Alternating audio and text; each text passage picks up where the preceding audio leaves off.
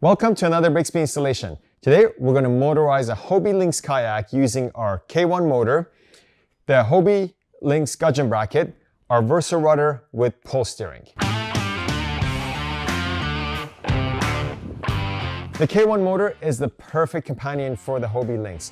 It's ultra lightweight and it's really powerful, so it's going to give you a great top speed and it's going to be very maneuverable and not much weight commitment to get out in a small kayak like the Lynx. Of course, in addition to the two batteries, we do have more than 20 different adapters that we offer with the K1 motor. Today we're going to focus on the Versa rudder adapter being installed on the Hobie Lynx. I'm going to open all of these up, lay them out on the table, and we're going to go ahead and show you how simple that installation is. I've got everything laid out on the table. The only thing you'll need, in addition to the tools and nuts and bolts we provide, something to clip the zip ties with, and you will need a Phillips screwdriver. I'm going to go ahead and start the installation. So the first step of this process is getting that rudder blade onto the motor. This is fairly standard, like all of our other installation videos. We want to get the rudder onto here, and of course you'll notice as soon as you try to do that, you will need to remove this spacer for the motor. This is only for some of the adapters we offer, so that spacer just pinches out of the motor. Then we're able to slip that rudder on there. We do have a set of nuts and bolts that will secure that motor onto the adapter. They go on the right side of the motor, the taller, longer bolts in the front and the shorter bolts in the back. So we're going to go ahead and do that.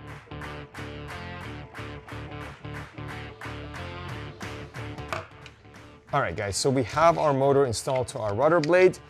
The next thing we want to do is get this cable routed up through this opening. In order to get the cable through here, what you do need to do is open up the two bolts that are holding the front of this bracket. We have a set of nuts and bolts here that hold that, and we want to open those up. Just the front ones. You don't need to open the back ones, just the front ones. So there goes. Once you've done that, you're now able to open this enough to slip the cable through that opening right there. Okay, now that we have that, we're going to put those bolts, nuts and bolts back on and tighten this down.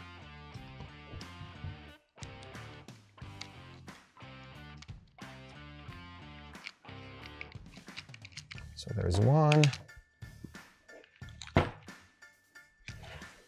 And there's the second one.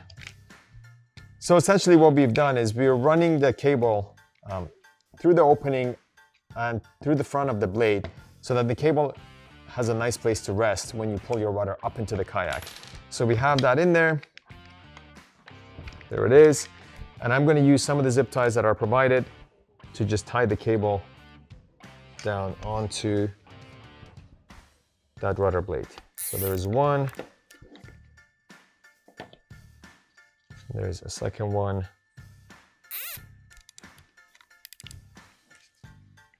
We do have our last one on the very top here. That's going to keep that cable nice and snug up against that blade. And you can pull that. And the only tool we need here is just something to clip these off with. So 1, 2, and 3. And once you've clipped those, you can actually slide them and get them inside the rudder blade so they're nice and tidy and out of the way. So there's 1, 2, and again, the third one up inside there. Nice and clean and pulled up. So there is our rudder with the motor set up and ready to go. So we're going to get our kayak up here, show you guys how to get this on top of the kayak. So the first thing I'm going to do is remove the Hobie rudder. Now that's out of our way. And we're going to replace it with our Hobie Gudgeon bracket. So just as easily, that slides into that same slot and locks in. Now before we do anything else, I do need to decide whether I want left hand or right hand steering. And I've got my pull steering here and our rudder bracket. On this kayak, I do want to set up on the right hand side, mostly so to highlight the pull steering. So what I'm going to do is there's a bolt there that opens up. There is a nut on the other side you got to hold with your finger so it doesn't fall out. And once that's in, I've got my 5mm Allen key here that comes with the pull steering. And what this allows me to do is just lock that in and that gives me right-hand steering. We do have the last piece here for your actual pole, and that screws onto the top here. Again, all very quick and easy. You can just do this by hand.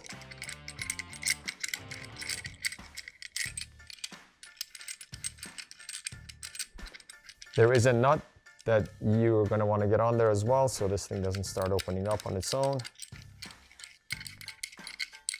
And you do want this so you're able to turn it without binding it up with that nut.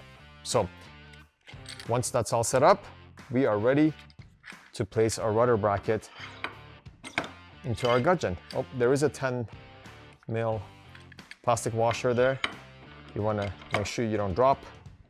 That takes away some of the vibration. It makes it a little smoother. So that's it. So there's our rudder bracket. Our pole steering is on there. Right-hand side steering. Our pole is sitting there. I'll grab it in a minute once we get the rudder on. From here, it's fairly straightforward. You do have the rudder that we set up. You've got your long locking pin in here. So we're gonna go ahead and put that rudder in there, drive our pin right through.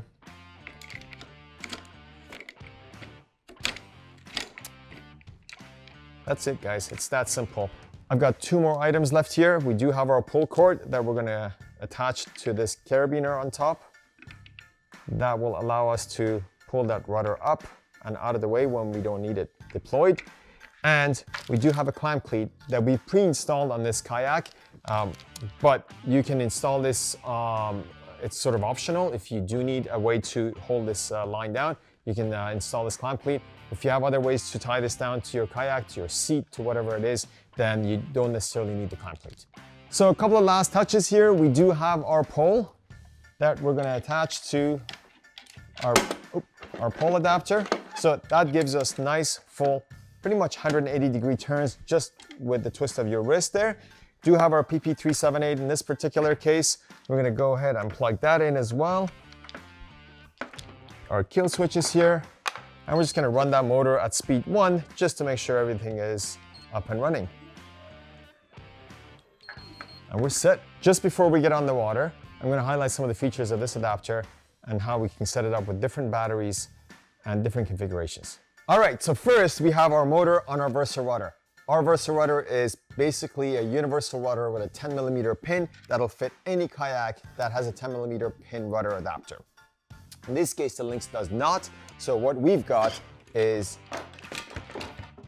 a new gudgeon designed for the Lynx that simply replaces your Lynx rudder. So you take out your Lynx rudder, you put our gudgeon in, and now your Lynx is ready to accept the Versa rudder. So there's our rudder, and that's how quickly you can motorize a Lynx kayak.